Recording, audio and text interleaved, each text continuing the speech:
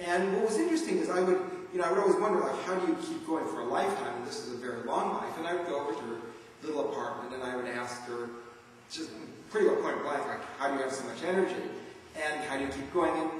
And part of it, she had a good sense of humor. She was down, I remember, in the Central America Wars in the Bush senior years and Reagan years, and she was in Nicaragua, and a congressman came up to her very condescendingly said, oh, I hear you're a bird watcher in the tone that you use for people who aren't very bright. And she said, oh, yes, there's lots of birds in Washington, D.C. that need watching these days. And he didn't say a whole lot after that. And so she wasn't intimidated by anybody. Too bad she didn't have a chance to work out with Rick Santorum. I'm sure that's some choice things to say about him and his arrogance. But I think that, part of it was humor, part of it was just savoring the world. There's no other way to describe it. I mean, she would say, you go back, I said, well, how do you keep on? She said, well, you can't do everything. You have to say no sometimes, you have to set some boundaries, but you can do what you can, and then you can do some more, and you can keep doing that your whole life. And she took on large projects. It wasn't as if she was thinking small. She said, also, you got to save the world. You go out and you go hiking, you go kayaking. She did both in her 90s. She gets used to the smiling. She says, then you come back ready to take on X. Which she also did. Institutions equally powerful throughout her life. And I remember her 100th birthday party. And you got to imagine there's 600 people just packing the hall. Completely full. Couldn't get in. 300 or 400 people were turned away. There was no space to move. And everybody there was touched by Hazel Wolf. It was kind of interesting. I mean, just everyone had been inspired by her. And somebody, they're telling their stories. I mean, somebody said, yeah, I was in 7th grade, and she taught my middle school, and I've been an environmentalist for 20 years. And somebody said, yeah, I retired at 65, and she called me up a few weeks later and said, hey, youngster, you're just getting started. I've got a committee for you to be on. That was how I met her. My first book came out 23 years ago, and she had me on the committee within 3 or 4 weeks.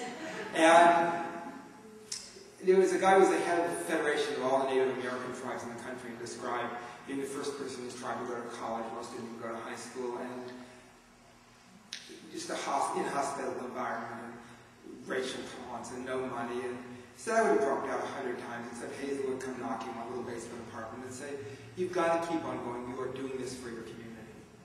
And I just thought, he said I wouldn't be here without her.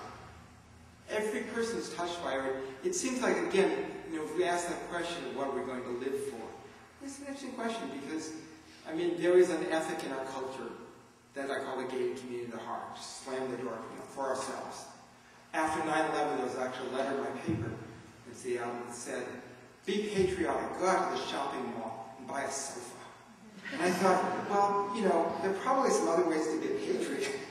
To me, being a patriot is you ask the hard questions in the hard times, and that's a patriot. But I guess we have some other definition of it, which is shop, watch television, and be obedient. That's not real patriotism to me. But Hazel's was something different. Hazel's really was about touching people's lives and bringing them into that stream of involvement, and knowing that they might act on, a dozen or 50 different issues, but they would be part of that movement for taking care of the earth and part of that movement for justice. And I just thought, who wouldn't want to look back? God willing, any of us would get to live 100 years. But who wouldn't want to be able to look back and have, a life that rich? It wasn't materially wealthy. God, it was just the richest life of anybody I've known. So I thought about that as a model for continuing. I also think about an interesting moment with Desmond Tutu, where I got to meet him and learned a few things, I think. And if you think a lot about Tutu's life and everything he's been up against, you would think that he could have cause for bitterness. That apartheid regime was brutal. He saw friends murdered, tortured, imprisoned. Later, he pulled together the Truth and Reconciliation Commissions to talk about the hardest questions, tell the stories of rape and torture and kidnapping and killing. The deal was if you told the full story, you were going to amnesty. But if you held back, you would be prosecuted, and it was broadcast all over South Africa in every language. And it was a way of trying to come to grips with their past that most countries have, and I don't think we've done anything comparable for the sort of dark side of our past. And it was powerful, but it was also wrenching. Not an easy thing to do. And then more recently, he continues to speak out very strong opposing that Iraq War, and working recently in Rwanda, that scarred country. And you would think that all of that would sort of, I don't know, would leave him downhearted, would leave him just weighed by the troubles of the world. But really, the contrary. I've heard him talk 3 times now. If you ever have the chance to, I don't care, drive to Philadelphia, drive to Washington, D.C., drive to wherever, it's worth it. And there was one phrase that he used every time. He said, God has a sense of humor. And he'd tell a story or a joke.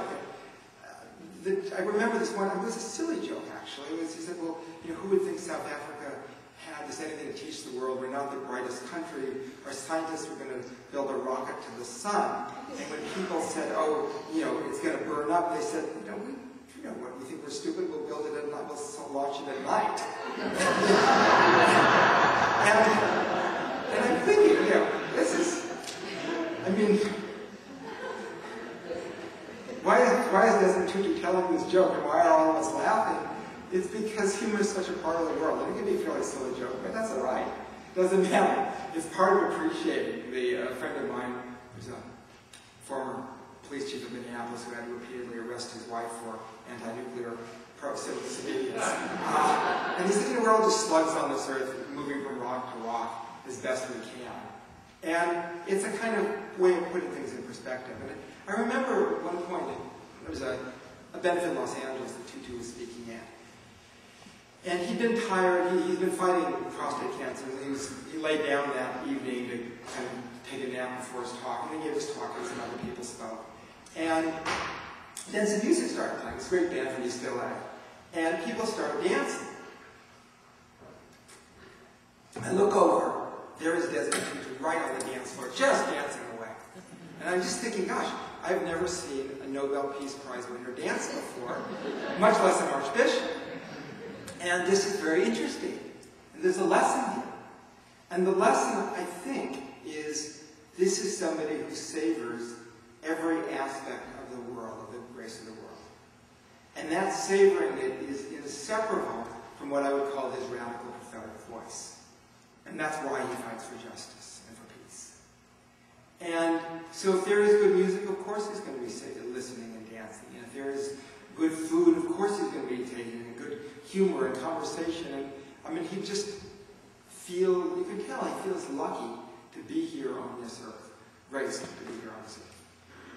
And I think that's a lesson that we would do well to learn in taking on these difficult tasks. Because they are hard, and they are frustrating, and sometimes we will lose, and there will be huge consequences. And yet, we have to be able to look beyond that horizon towards that world we want to build, which is something that Tutu has always been able to do. And part of it is acknowledging, yes, there are those other moments, but it's also what King called the beloved community. There is a community of people working for justice, and we're part of it. We should feel proud to be part of it.